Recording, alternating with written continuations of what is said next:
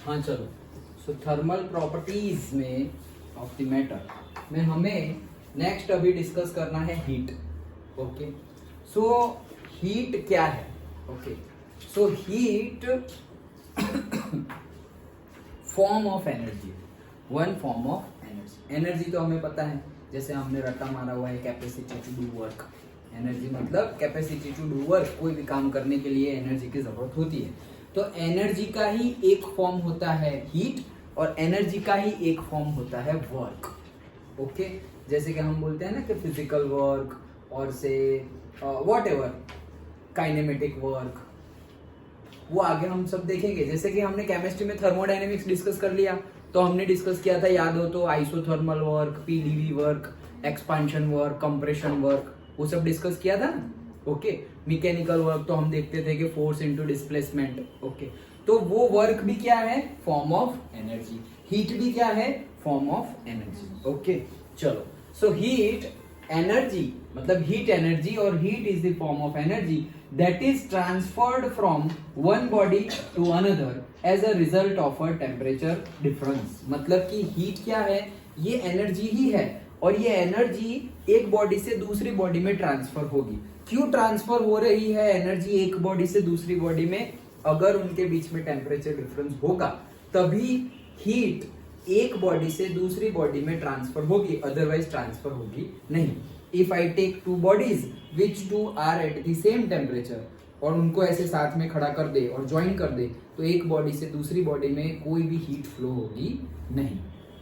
Simple है।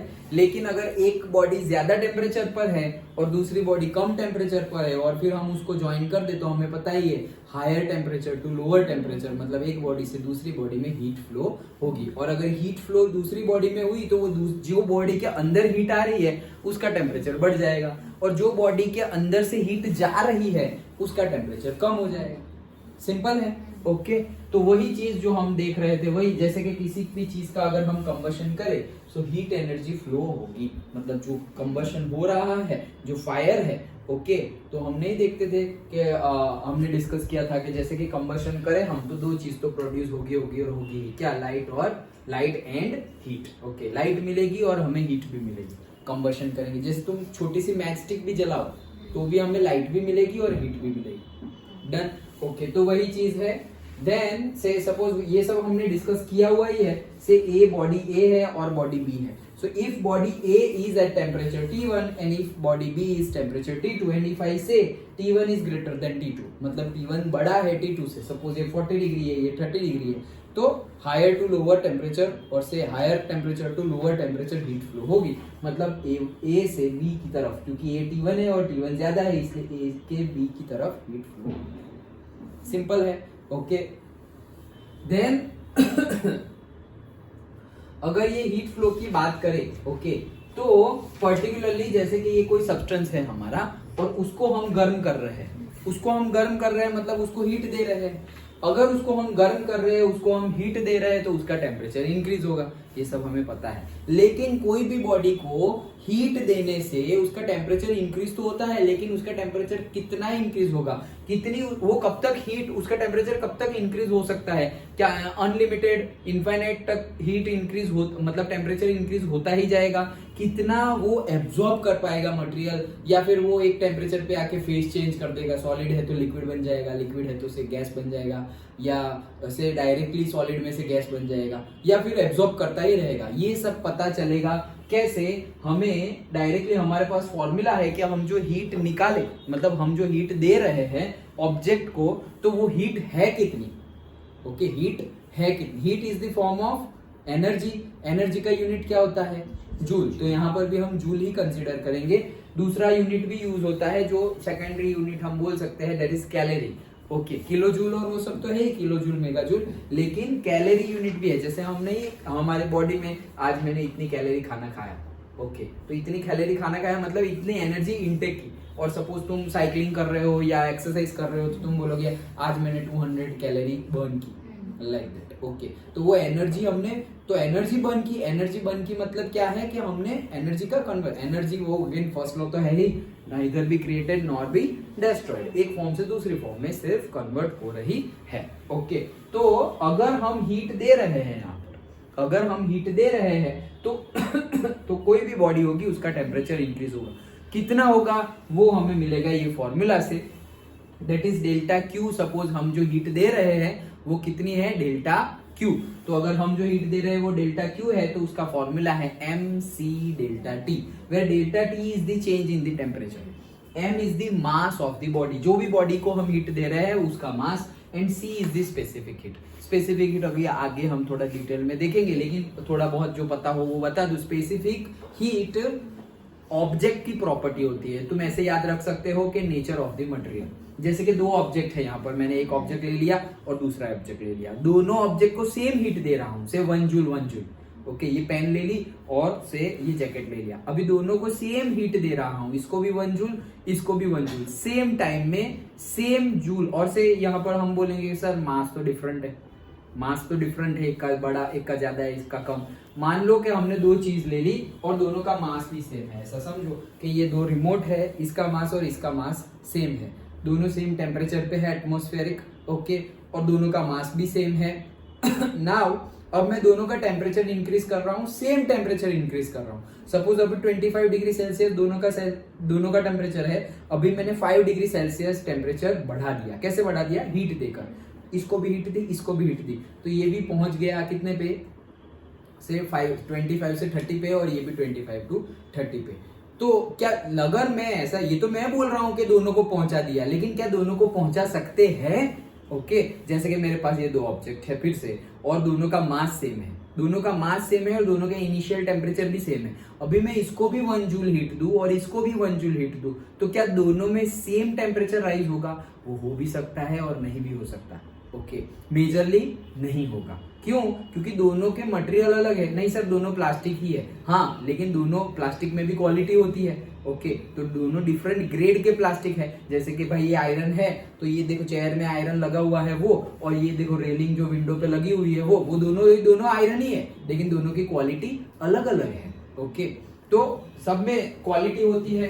तो कहने का मीनिंग क्या है, अगर दो ऑब्जेक्ट लिए और भले ही तुमने सेम मास के लिए और भले ही दो ऑब्जेक्ट का इनिशियल टेम्परेचर सेम होगा, लेकिन अगर मैं दोनों को सेम हीट दे रहा हूं, से 1 जूल और से 10 जूल हीट दे रहा हूं, तो दोनों का सेम टेम्परेचर इंक्रीज होगा नहीं। किसी का ज्यादा इंक्रीज हो जाएगा 10 जूल गेन करके, और किसी का कम इंक्रीज होगा 10 जूल गेन करके। ओके, तो ये कौन डिसाइड करता है? ये मटेरियल की खुद की प्रॉपर्टी है, और वही प्रॉपर्टी है हमारी सी, दैट इज स्पेसिफिक हीट। उसको सी से डिनोट किया जाता है। तो स्पेसिफिक हीट समझ में आ गया। स्पेसिफिक हीट आगे हम डिस्कस करने वाले हैं, लेकिन अभी के लिए यहाँ पर जो हमने फॉर्मूला लिया इसके लिए तुम्हें समझा दे रहा हूं क्या, कि स्पेसिफिक हीट मटेरियल की प्रॉपर्टी होती है, ऑब्जेक्ट की प्रॉपर्टी होती है।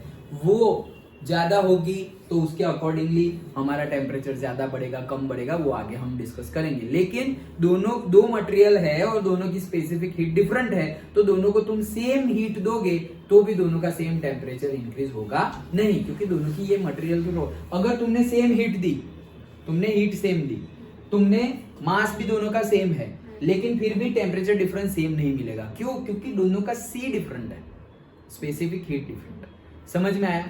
तो अभी के लिए स्पेसिफिक हीट मतलब क्या, जो तुम्हें समझ में आ गया वो, it is the property of the material. जैसे कि अभी हमने वो सब नहीं देखा, क्या विस्कोसिटी देखा, तो विस्कोसिटी भी क्या था, it is the property of the fluid. तो सबका अलग अलग होगा, वाटर की विस्कोसिटी अलग है, हनी की विस्कोसिटी अलग है, पेट्रोल की विस्कोसिटी अलग है, तो वो तो फ्लूइड की प्रॉपर्टी है ना, जो लिक्विड है जो फ्लूइड है उसकी प्रॉपर्टी है। वैसे ही यहाँ पर ये जो सी है वो मटेरियल की प्रॉपर्टी है। यहाँ पर मैंने ऐसे वुडन ब्लॉक रख दिया और यहाँ पर मैंने आयरन का ब्लॉक रख दिया, दोनों को मैं 10 जूल हीट दे रहा हूँ, तो वुडन का टेम्परेचर इंक्रीज होगा उतना ही आयरन का टेम्परेचर इंक्रीज होगा नहीं, क्योंकि दोनों के मटेरियल ही अलग है।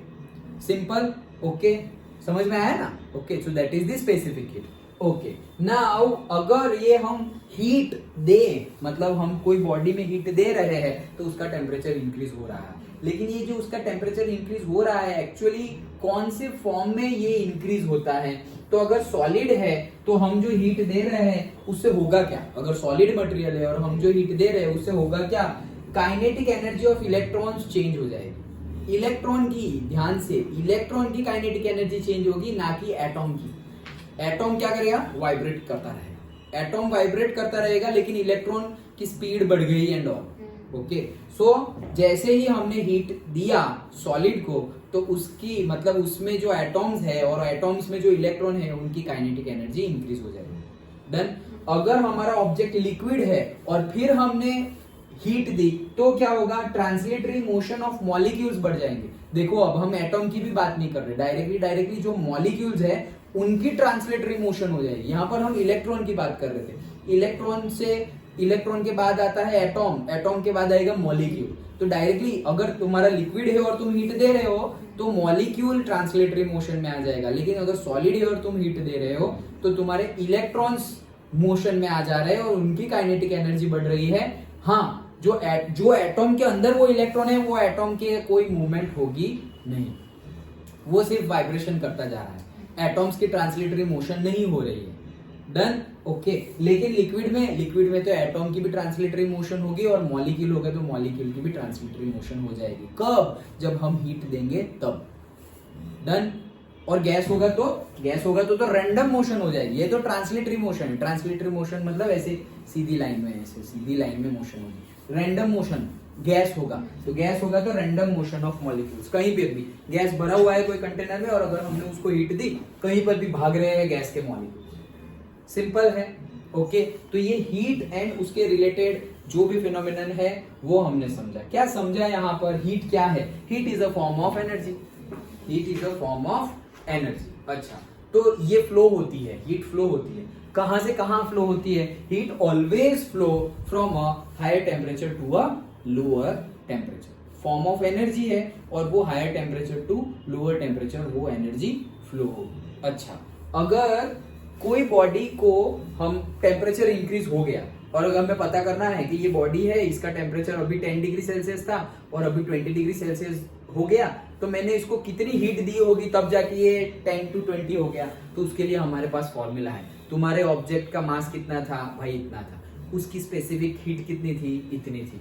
उसका टेम्परेचर डिफरेंस कितना हुआ? पहले 10 था, अभी 20 हो गया, मतलब 20 - 10 मतलब 10। हाँ, तो वो सबका मल्टीप्लिकेशन कर दो तो तुम्हें जो आंसर मिलेगा that is the delta Q, मतलब वही हीट तुमने ट्रांसफर की है। मेरे पास सपोज ये टेक्स्ट बुक है, नोटबुक है, और ये नोटबुक को ये नोटबुक का टेम्परेचर अभी है से 25 डिग्री सेल्सियस और नोटबुक का ही टेम्परेचर मैंने 26 कर दिया। ये तो जल जाएगी, लेकिन कोई मटेरियल है। ओके, तो हाँ, तुम्हारी ये पता है मुझे। ओके, तो वो जल जाएगी। तुम्हारी है ना? मुझे कलर याद था सिर्फ। हाँ, तुम्हारी है। अच्छा, सो कहने का मीनिंग क्या है कि ऑब्जेक्ट है, ये है ऑब्जेक्ट हमारा। अभी इसका टेम्परेचर और एटमॉस्फेरिक टेम्परेचर 25 है। मैं ऐसे लाइटर बर्नर लेके आया और थोड़ा सा ज्यादा करूंगा तो ये भी मेल्ट हो जाएगा। थोड़ा सा टेम्परेचर इंक्रीज कर दिया। मान लो कि 25 है और 26 से भी ये मेल्ट होने वाली नहीं हो रही है ना यार। समर में 26 तो हम जाके आए हैं। ओके, तो 1 डिग्री में ये मेल्ट नहीं होता, पता है हमें। अंडरस्टूड? ओके, तो 25 to 26 हमने किया। तो अगर हमने 25 to 26 डिग्री किया, कैसे किया? हीट देकर किया। तो फिर कितनी हीट दी वो तो पता करना हो तो यही फॉर्मूला है। उसका मास क्या है? मैंने बोल दिया उसका मास है 20 ग्राम। अच्छा, उसकी स्पेसिफिक हीट क्या है? ये तो मटेरियल की प्रॉपर्टी है। जो भी मटेरियल से बनी हुई होगी वो हमें गिवन होगा कि इसकी स्पेसिफिक हीट इतनी है। अच्छा, तो मास मिल गया, स्पेसिफिक हीट मिल गई। टेम्परेचर डिफरेंस, अरे पहले 25 था, अभी 26 हो गया, मतलब 1 डिग्री सेल्सियस है, तो 3 होगा। मल्टीप्लीकेशन कर लो कि भाई 1 degree Celsius into specific heat 1 degree Celsius into mass of the body. जो तुम्हारा आंसर आएगा वही है हमारी क्या? Heat supplied. डेल्टा क्यू मतलब हीट सप्लाइड। हमने कितनी हीट सप्लाई की इसको, जिसकी वजह से उसका 1 डिग्री सेल्सियस टेम्परेचर बढ़ गया। ये जो आंसर आएगा उतनी हीट सप्लाई की। That's it. अंडरस्टूड? समझ में आया? तो ऐसे ही न्यूमेरिकल हो तो आएंगे ना, पक्का? ओके, चलो, तो ये हमने डिस्कस किया हीट। और फिर लास्ट में हमने डिस्कस किया कि अगर सॉलिड बॉडी है, हम हीट देंगे तो क्या होगा।